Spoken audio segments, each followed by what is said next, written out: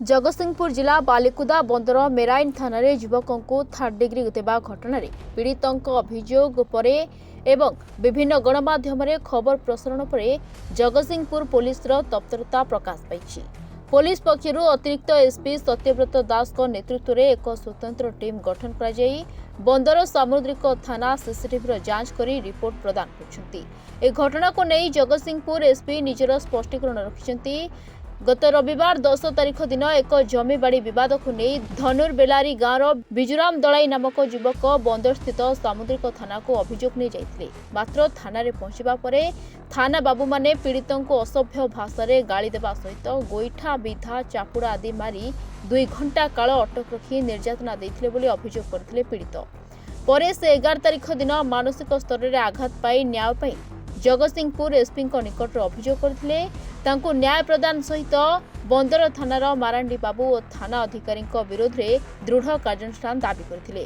अन्यपटे police पक्षरु तदंत करा जाई सीसीटीवी जांच करिबा परे एही अभियोग मिथ्या एवं भित्तिहीन बोली कहिसंती एसपी भवानी शंकर उद्गाता। नतार हमर एडिशन एसपी सत्यव्रत दास जाईकरी बंदर मेराइन थाना रे ए बाबद रे प्रॉपर इंक्वायरी करथिले।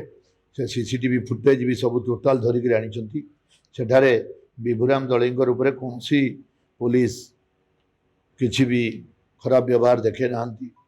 विभुराम दलई केस नंबर 18 रे संपृक्त थिले। तांको नारे 22/7 रे गोटे केस रुजु होइतिले। जमीबाड़ी उपरे झगड़ा होइतिले। तांकर बड़ भाई किंबा काका रिपोर्ट करथिले। से केस रे से गोटे काउंटर केस देवा पई 10/8 रे थाना रे राति 8:06 रे बंदर मेराइन थाना रे पहुंची थिले। सेठारे से तांको कहले तमे तो गोटे केस एक्यूट अछ पुणी एबे एते दिन पर काउंटर केस कोन देई आसुछ आ बस तमर घर लोक डका होची बोली कहले एवं तांको प्रॉपर व्यवहार देखिकरी तांको बसई थिले। तापरे तांकर मिसेस आ तांकर रिलेशन जने 2 जण आसी थाना रे पहुंचिले एवं तांको थानारू 35A BNSS रो नोटिस दस्खत करी से जाइथिले।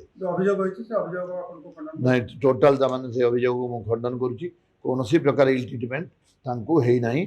सेटा आपण निजे भी आपनकर सीसीटीवी रे भी हमें आनीचु फुटेज को आपन को लगे देलु एलईडी टीवी रे एवं आपण भी देखिले टोटाल। सर ओटा कथा होची जने पुलिस ना रे एमिति काहे कि मिछु आरो बांटो उद्देश्य कोन काय वर्तमान जो सिनेरियो चली छी राज्य रे सेटा को ताମାନେ वर्तमान अतिरंजित न्यूज करिया पई केते जण व्यक्ति एटा को उस्केई करी एमती करौचंती एवं आपन को तो देखि जंती निजे भी सीसीटीवी फुटेज समस्त को हमें देखे देलु। जे तो जहा ताମାନେ स्वाधीन भारत तेणु स्वाधीन मत व्यक्त करि परिबे। जे जहा कहिले तार उपरे इंक्वायरी करिक हमर प्रॉपर फोरम को हमें आणुछु। जगतसिंहपुर प्रताप कुमार सिंह को रिपोर्ट रिपोर्टर्स टुडे।